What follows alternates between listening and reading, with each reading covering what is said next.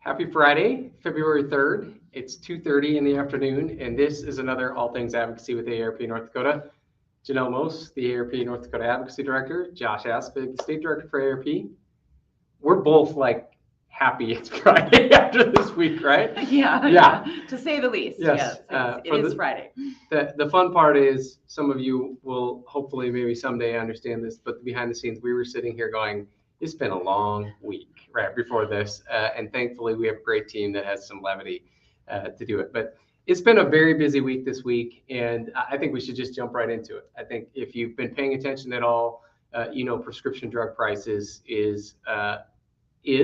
was, and still will be at the top of our agenda this legislative session on trying to drive down prescription drug prices. Janelle, you want to just summarize what happened yesterday? Because I think short answer is we had a little bit of a setback, but explain it, and then we can talk a little bit about where we go from here. I think setback's a good word for it. I think with all policy bills, we start out with a big goal, and sometimes it's not achievable, but we made significant progress. We put the information out there for the Senate to consider, but unfortunately, Senate Bill 2031. 2130. 21. No, 2031. You were right. It's Friday, folks. It's Friday. We've had a lot of stuff going on this week. Unfortunately, the bill didn't pass on the Senate floor yesterday. Despite our best effort, we really, in the spirit of compromise, we offered some amendments to the committee that would have, really made some adjustments to the bill that made it, in our minds, more workable and agreeable to some of the folks that had offered some opposition to it. They didn't accept those amendments, and so it moved to the Senate. And we heard from so many senators saying that they heard from you. Nearly 250 emails were sent in less than 24 hours from all of you telling the senators why Senate Bill 2031 was so important. And despite our best effort, it didn't pass on the Senate floor. So I just want to just pause for just a second, because I do want to talk about where we go from here on prescription drugs and whatnot. And the first thing I want to do is say thank you. Janelle and I spent basically all day yesterday singularly focused on 2031, to the extent of we had a couple of friends come up and say, hey, can you take a look at this? To which both Jill and I are like, no, not right now. We're working on Senate Bill 2031, which, as a reminder, was the PERS prescription drug reference rate pilot program as part of it. Every conversation I had with the senator, oh yeah, I've received the postcards. Oh yes, I'm hearing from you, whether you called, emailed, sent a postcard, all of the above, came to Advocacy Day and talked about prescription drugs. Folks understood it. And the one thing that was very clear in the debate is legislators understand prescription drug prices are a problem. They did not agree with the prescription, no pun intended, that we were trying to push in 2031. But I don't think our fight's over. I think we still have some things to go. We've since yesterday started regrouping, starting to think about, are there other bills or avenues that we can press to try and get work done on prescription drugs. We talk about this all the time. We're not even at the halfway point of the legislative session. In fact, we've got at least 3 weeks to go until we get to the halfway point of the legislative session.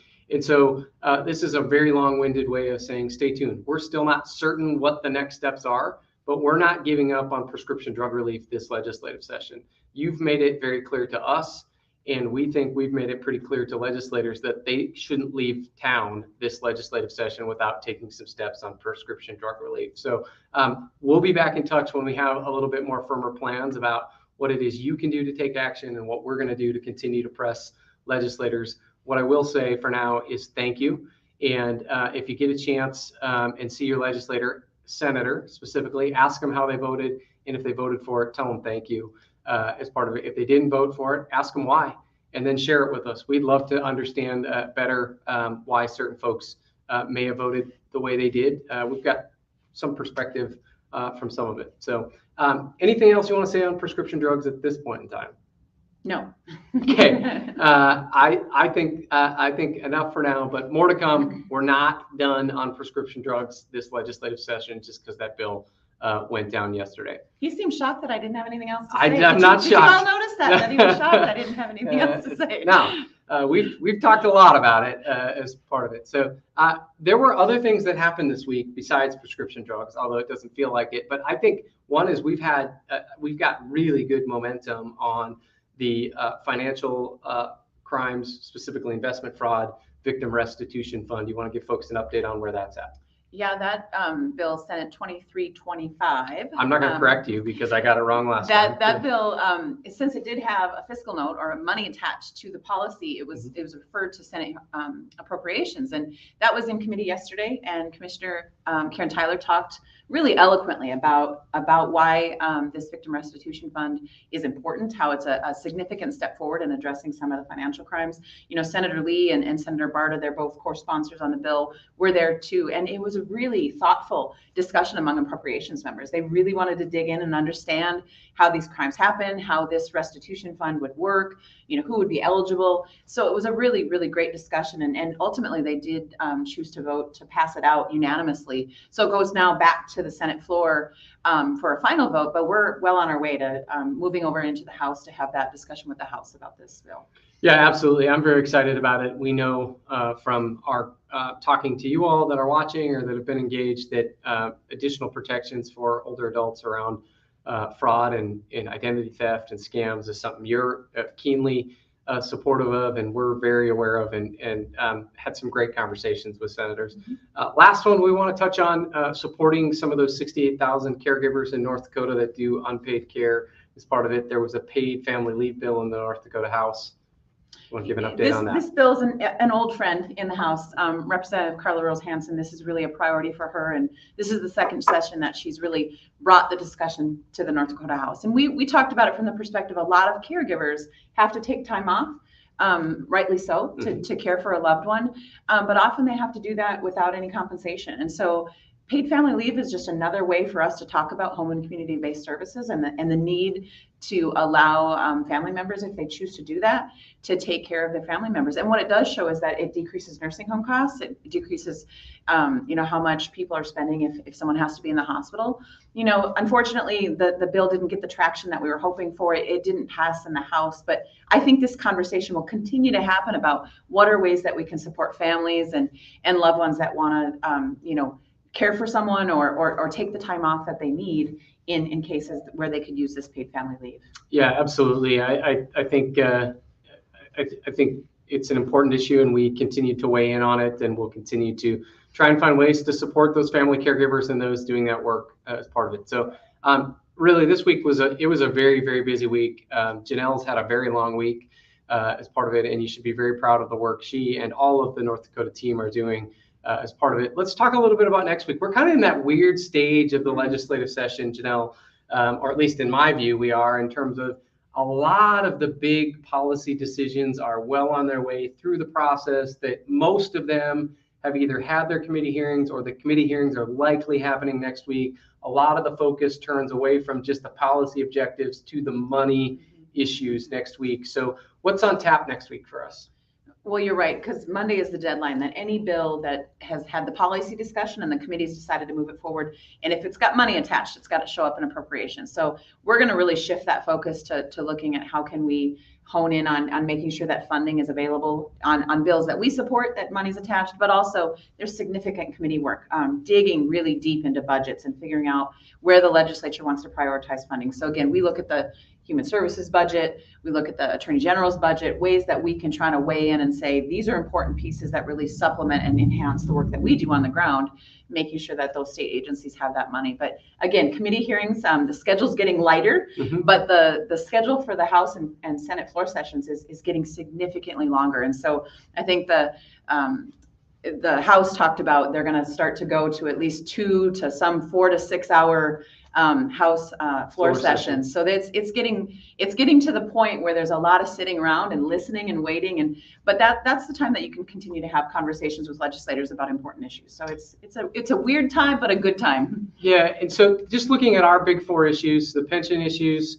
the home and community-based services supports, the fraud protections, and the prescription drugs, we still have 3 of the 4 active that we're still going to be busy on next week. I think really next week is probably, and again, for those of you who were with our advocacy day, some of you experienced this, it's a lot of waiting around, trying to catch people in between meetings, trying to sit in and listen to committee discussion and then offer information that you may have heard somebody ask a question and whatnot. But I think next week's really, trying to hone in on some of those budget issues, specifically the human services budget, trying to make sure the funding to support home and community-based services support the workforce that supports home and community-based services is key. And then, as you said, in the Attorney General's budget, we're closely watching some enhancements to the Medicaid fraud unit on that scam stuff. And then I think next week's going to probably be very busy around the pension issues that we continue to watch and try and protect retirement security. So anything else you want to talk about for next week? No. As always, we have an ask for you, and that is, it's only February 3rd, but February 27th is going to be here before we know it.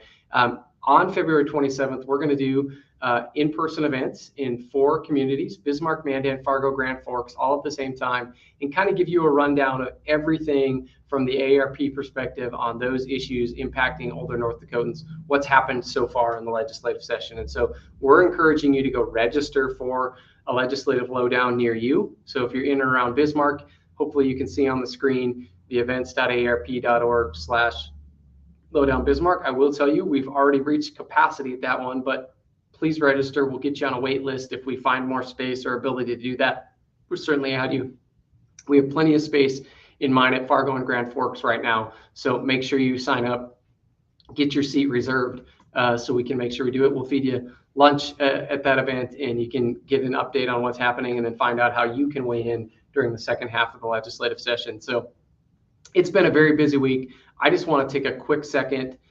You know what, before I do that, anything else you want to talk about the legislative lowdown or anything else from this week? No, being that Bismarck's already full, it really shows how tuned in folks are into what's going on at the Capitol. And the more that we can provide you the information to really amplify your voice and amplify our voice up there, that's what we hope to do. So we're looking forward to those. So. Yeah, absolutely. I just want to take a second to say thank you, first of all, to the AARP North Dakota staff team.